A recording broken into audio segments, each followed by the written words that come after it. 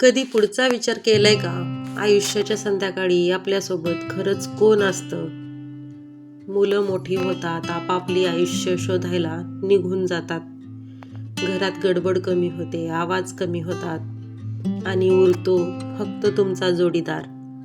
म्हातारपणी हात धरायला कोणी नसतं, तो एक हात सोडून. म्हणून आज रागात बोलू नका, अहंकारात वागू नका, कारण शेवटच्या प्रवासात तुमच्यासोबत तोच चालणार आहे. आयुष्याची संध्याकाळ शांत हवी असेल तर आजच नात्याची काळजी घ्या. हे शब्द हलके घेऊ नका. लोक लग्नासाठी 25-30 लाख रुपये खर्च करतात फक्त एका दिवसासाठी. 400 लोक येतात, जेवतात आणि जाताना तक्रारी ठेवून जातात. मीठ कमी होतं, व्यवस्था नीट नव्हती. पण ज्या 2 माणसांसाठी हे सगळं केलं जातं त्यांच्या उद्याचं काय? तोच पैसा जर त्यांच्या भविष्यासाठी वापरला असता तर कदाचित EMI ची चिंता पहिल्याच महिन्यात झोप उडवली नसती. लग्न म्हणजे लोकांना दाखवायची गोष्ट नाही. लग्न म्हणजे एकत्र शांत आयुष्य सुरू करणं आहे. दिखाव्यासाठी कर्ज काढू नका, कारण एक दिवसाचं कौतुक आणि आयुष्यभराचं ओझं कधीच समान नसतं. थांबा, हे ऐका आणि स्वतःला थांबवा. प्रेमाची भीक, वेळेची भीक, रिप्लायची भीक मागणं थांबवा. ज्याला तुमची खरंच किंमत असते तो कितीही व्यस्त असला तरी तुमच्यासाठी वेळ काढतोच.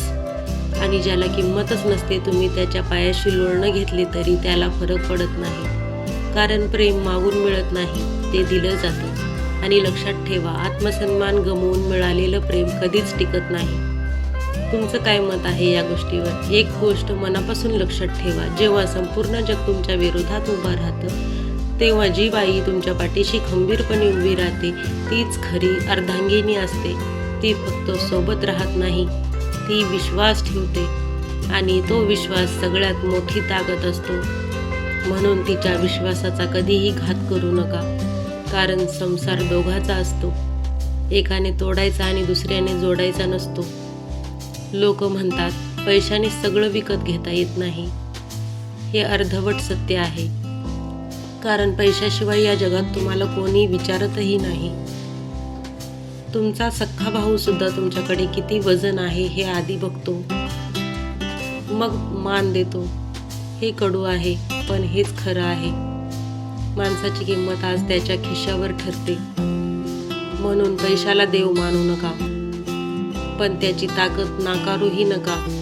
लक्षात ठेवा, पैसा देव नाही, पण आजच्या युगात देवापेक्षा कमीही नाही. एक प्रश्न कधीतरी स्वतःला विचारा, जेव्हा आपण या जगातून निघून जाऊ तेव्हा आपल्या मागे काय उरेल?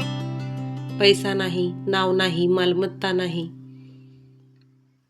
उरेल फक्त लोकांच्या मनात आपण निर्माण केलेली जागा, आपण बोललेले शब्द, दिलेली वागणूक, कोणाच्या तरी आयुष्यात आपण दिलेला आधार. म्हणून असं जगा की निरोप देताना लोक हसतील, पण आठवण काढताना त्यांच्या डोळ्यात पाणी येईल. एक गोष्ट खूप खोल आहे, ज्यांच्याकडे काहीच नसतं त्यांच्याकडे गमावण्यासाठी काहीच नसतं, पण मिळवण्यासाठी त्यांच्याकडे अख्खं जग असतं. शून्यात उभं राहणं सोपं नसतं, पण शून्यातून उभं राहायची जिद्द खूप मोठी असते. कारण तिथे भीती नसते, तिथे फक्त भूक असते. म्हणून स्वतःवर विश्वास ठेवा आणि लक्षात ठेवा, ज्याची सुरुवात शून्यातून होते त्याचा शेवट आनंद